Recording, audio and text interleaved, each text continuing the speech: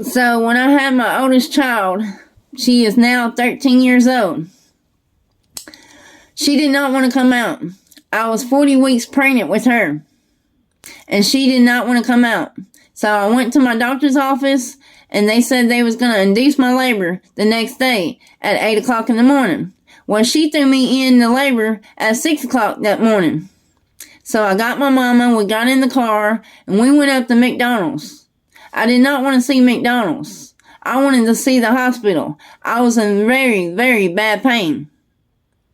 So my mother got me a large sweet tea before we went up to the hospital. I didn't want nothing to eat because I was in labor.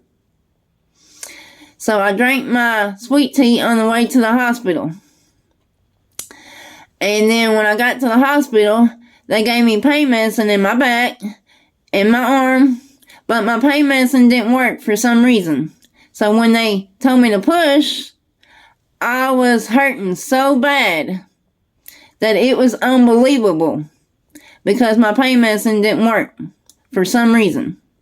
They had me pushing for a long, long, long time. It felt like forever. And I told them I was not going to push no more. So they gave me an emergency C-section. And since my pain medicine didn't work, they had to knock me out and then wake me back up. When I woke up, my daughter wasn't in my room. I said, "Where is my baby?" They said that my baby was having problems breathing, so she was in ICU.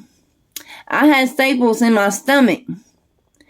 But even with the staples in my stomach, I walked all the way down that hallway, which was a long hallway, with staples in my stomach, bent over to go to ICU to see my baby.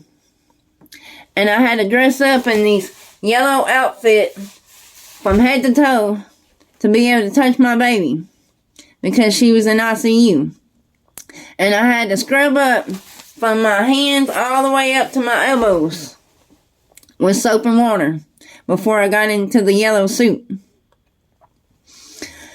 And when I went into labor and they had me push because I had that sweet tea before I got to the hospital, I peed on the nurse's hand. And she came up and said, "Ma'am, do you know that you peed on my hand?" I said, "No, ma'am. I had a large sweet tea before I got here." And anyway, so I got to see my baby in ICU. But I couldn't hold her because she had all these tubes and stuff. They had a tube down her throat to help her breathe. They had all these tubes all over her. I mean, they had her covered in everything. So I couldn't hold her. But I did sit there and love on her and stuff. And then she stayed in ICU for about 3 or 4 days, as long as I was at the hospital. And then they was going to release me from the hospital without my child. And they said that I had to go home without my baby. And I said, "I am not going home without my baby."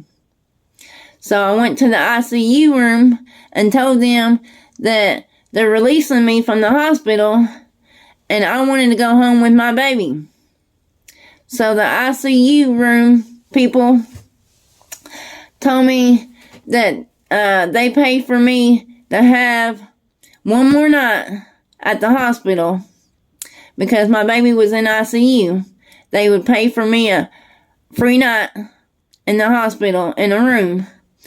And they was going to check it out with my baby. They was going to have me have my baby in the room all night long and see if she could breathe on her own. And if she could breathe on her own, I could take her home the next day. Well, she did good. I fed her, I changed her diaper and everything. She slept on top of my chest. And the next day I got to take her home. I was so happy that I got to leave with my baby.